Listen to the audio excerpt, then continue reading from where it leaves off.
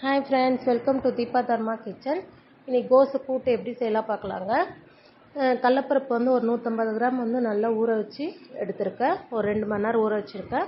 2 வெங்காயம், 2 தக்காளி, இஞ்சி பூண்டு பேஸ்ட்டு, ஒரு 1/2 ஸ்பூனு, 1/4 ஸ்பூன் வந்து மஞ்சள்தூள், 1/4 ஸ்பூன் சீரகம், 1/2 ஸ்பூன் வந்து குழம்பு மிளகாத்தூள், பச்சை மிளகா ஒரு 2, உப்பு தேவையான அளவு.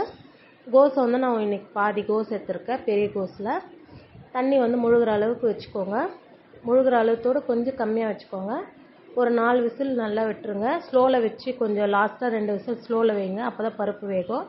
ஒரு 3 பில்லு தேங்காய் வந்து நல்லா பசார் மாதிரி பண்ணிவிட்டு, ஒன்று திருவி கூட சேர்த்துக்கலாம். பசார் மாதிரி பண்ணிவிட்டு நம்ம சேர்த்துக்கலாம். அப்புறம் நம்ம தாளிப்பு எண்ணெய், கடுகு, சீரகம் போட்டு, காஞ்ச மிளகா, கருவேப்பிலை போட்டு தாளித்து நம்ம போட்டுடலாம்.